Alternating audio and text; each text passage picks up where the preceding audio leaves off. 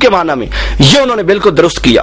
اب اس کے بعد آ جائیں یہ کتاب المفردات، امام راغب اصفہانی کی کتاب، مشہور زمانہ کتاب، اور دنیا کا کوئی طالب علم عالم دین ایسا نہیں جو اس کتاب سے نا واقف ہو، اس کتاب سے واقفیت نہ رکھتا ہو۔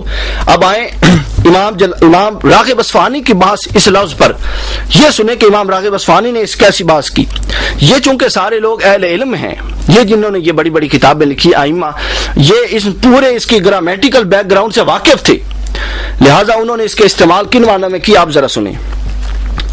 البغی کے معنی کسی چیز کی طلب میں درمیانی روش اور میانہ روی کی حد سے تجاوز کی خواہش کرنا ہے۔ مطلب کہ فرماتے ہیں کہ کسی چیز کی طلب میں درمیانہ روی کی حد سے تجاوز کی خواہش کرنا کے معنی میں یہ لفظ استعمال ہوتا ہے باغیہ۔ باغیہ ایک اعتدال کے معنی میں استعمال نہیں ہوتا، معتدل معنی میں استعمال نہیں ہوتا، بلکہ کسی چیز کو اگر چاہنا ہے تو وہ کہتے ہیں کہ میانہ روی کی حد سے زیادہ، حد سے تجاوز کر کے چاہنے کے معنی میں استعمال ہوتا ہے امام راغب اصفہانی کا۔ اور فرماتے ہیں کہ بغی کا استعمال کمیت اور کیفیت یعنی قدر و وصف دونوں کے متعلق ہوتا ہے۔ اس کے بعد انہوں نے مثال دی بغیت شیء وابتغیتہ، کہ کسی شے کے حاصل کرنے میں جائز حد سے تجاوز کر جانا، کسی شے کے حصول کے لیے متجاوز ہو جانا، آگے بڑھ جانا، ایک حد اعتدال کو پار کر جانا، یہ انہوں نے اس معنی میں استعمال کیا کہ کسی شے کو حاصل کرنے کے لیے ایک حد سے تجاوز کر جانا، اس معنی میں یہاں پہ بغیت اور ینبغی کا استعمال کیا۔ پھر یہاں پر انہوں نے قرآن پاک کی ایک آیت کوٹ کی قد ابتغوا الفتنۃ من قبل، کہ یہ پہلے بھی طالب فساد رہے ہیں۔ یہ انہوں نے سورہ توبہ کی آیت نمبر 48 کوٹ کی یہاں پر، اور اپنے معنی کو جو انہوں نے پہلے بیان کیا کہ اپنے حد سے بڑھ جانا، یہاں پر انہوں نے اس معنی کے دلیل کے طور پہ یہ قرآن پاک کی آیت پیش کی کہ یہ پہلے بھی فساد کی طلب میں، زمین پر فساد پھیلانے کے لیے حد سے بڑھتے رہے ہیں، حد کے اندر نہیں رہے، اعتدال کے معنی میں نہیں آیا، چاہنے کے معنی میں نہیں آیا، بلکہ اگر یہ ہوتا تو ترجمہ یہ ہونا چاہیے تھا کہ وہ پہلے بھی زمین پر فساد کے طالب رہے ہیں، چاہتے ہیں کہ زمین پر فساد ہو۔ لیکن اس کا ترجمہ کیا ہے؟ اس کا ترجمہ ہے کہ وہ فساد چاہنے میں متجاوز ہیں، حد سے ان کی زیادہ توجہ ہے، چاہنے سے زیادہ ہے ان کی طلب کہ فساد زمین پر برپا ہو۔ پھر فرمایا یبغونکم الفتنہ، کہ تم میں فساد ڈلوانے کی غرض سے، تم میں فتنہ ڈلوانے کی غرض سے وہ یہ سارا کچھ چاہتے ہیں۔ پھر آگے انہوں نے بحث کی کہ بغیون، یہ میں امام راغب اصفہانی کا مضمون عرض کر رہا ہوں کہ بغیون دو قسم پر ہے، اس کی دو اقسام ہیں۔ محمود یعنی یہ محمود چیزوں میں بھی استعمال ہوتا ہے حد سے تجاوز کرنے میں، اس کی انہوں نے مثال دی کہ محمود یعنی عدل و انصاف سے، عدل و انصاف میں، انصاف کرنے میں، عدل کرنے میں حد سے تجاوز کر جانا، مرتبہ احسان میں حد سے تجاوز کر جانا، بہت زیادہ احسان کرنے والا ہو جانا۔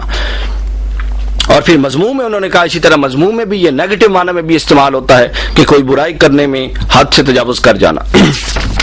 اس کے بعد امام راغب اصفہانی نے اس بات کو آگے چلایا۔ اب ان کی مثالیں دیکھیں، ان کی مثالوں سے اس بغیون کا اور ینبغی کا معنی واضح ہوتا ہے۔ انہوں نے فرمایا باغت السماء، یہ انہوں نے ایک مثال دی اور فرماتے ہیں اس کا مطلب ہے بادل کا ضرورت سے زیادہ آسمان سے برسنا، بارش کا،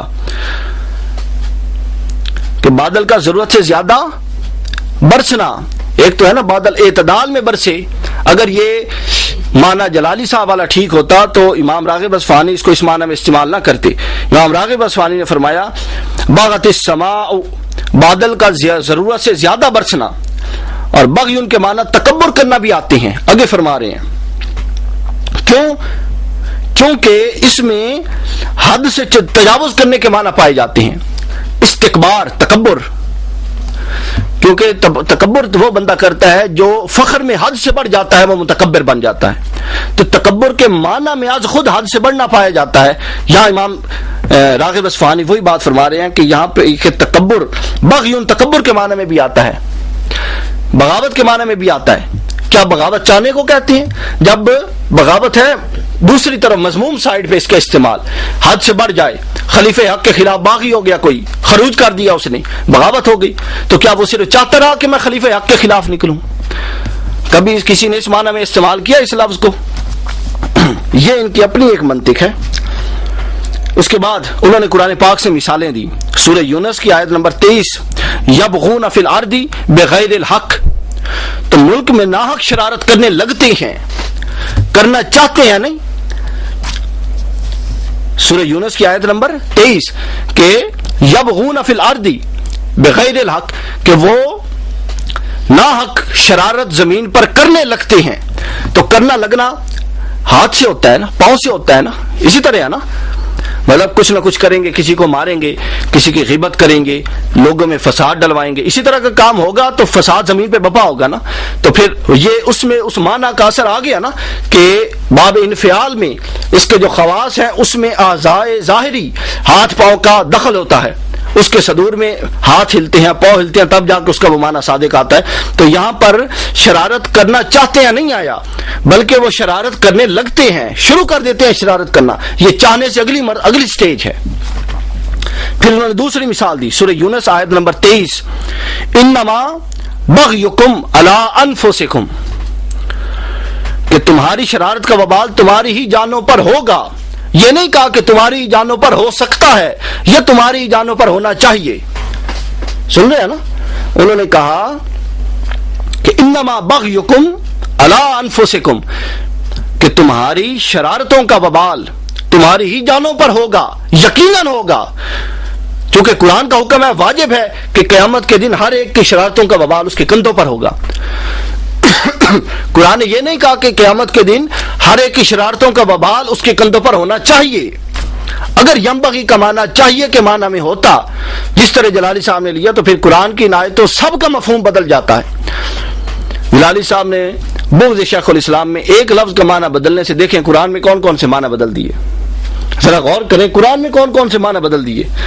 اگر ابھی یہ میں صرف چند ایک بنیادی آیتوں کو پہ بات کر رہا ہوں، اگر اس بغیون کے تمام مشتقات پر بحث کی جائے جو قرآن پاک کی سینکڑوں آیتیں بنتی ہیں، تو پھر ایک لمبی 10 گھنٹے کی گفتگو بنے گی، اور ہر ایک کا معنی وہی ہوگا جو میں یہاں بیان کر رہا ہوں۔ اور انہوں نے محض بغض کی بنیاد پر، پھر میں وہ آپ کو نقطے کی بات بتاتا ہوں۔ پھر اگلی آیت سورہ حج کی آیت نمبر 60، فرمایا ثم بغی علیہ لینصرنہ اللہ، ثم بغی علیہ، کہ پھر اس شخص پر زیادتی کی جائے تو خدا اس کی مدد کرے گا، ضرور بے ضرور کرے گا، لینصرنہ، ضرور بے ضرور کرے گا۔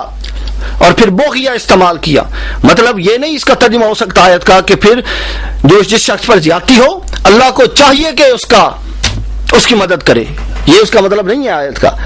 اگر یہ معنی جلالی صاحب والا لیا جائے تو آیت کا مطلب ہوگا کہ پھر جس پر ظلم ہوتا ہے اللہ کو چاہیے کہ اس کی مدد کرے، اور اللہ کیا فرما رہا ہے؟ ضرور بے ضرور اس کی مدد کرے گا، وجوب کے معنی میں استعمال اللہ پر، مطلب کہ اگر اس آیت کو ایک دوسرے معنی میں لے جائیں، دوسرے انداز میں، سادہ انداز میں، تو اس کا مطلب ہوگا کہ جو شخص کسی پر زیادتی کرے گا تو جو مظلوم ہوگا اللہ نے اپنے ذمہ کرم پر اپنے اوپر واجب کر رکھا ہے کہ اس کی مدد فرمائے گا مظلوم کی۔ اور یہ مضمون کئی حدیثوں کا بھی ہے، کئی قرآن کی آیتوں کا بھی ہے کہ اللہ مظلوم کی مدد فرماتا ہے۔ حدیث پاک میں ہے کہ مظلوم کی دعا اس کے ہونٹوں سے نکلتی ہے اور عرش میں قبولیت پا جاتی ہے۔ تو یہاں چاہنے کا کوئی معنی نہیں۔ اس کے بعد سورہ القصص 28ویں سورت آیت نمبر 76، ان قارون کان من قوم موسیٰ فبغا علیہم، کہ قارون موسیٰ علیہ السلام کی قوم میں سے تھا اور ان پر تعدی ظلم و ستم سرکشی کرتا تھا۔ یہ نہیں کہا کہ اس کو کرنا چاہیے تھا یا وہ کرنا چاہتا تھا، یہ کسی معنی میں نہیں آیا، بلکہ کیا فرمایا؟ فبغا علیہم، وہ ان پر سرکشی کرتا تھا۔ اس کے بعد سورہ حجرات 49ویں سورت آیت نمبر 9 میں فرمایا فَإِن بَغَتْ إِحْدَاهُمَا عَلَى الْأُخْرَى فَقَاتِلُوا الَّتِي تَبْغِي، کہ اگر ایک فریق دوسرے فریق پر زیادتی کرے تو زیادتی کرنے والے سے لڑو۔ یہ نہیں کہا کہ زیادتی کرنے والے سے لڑنا چاہیے،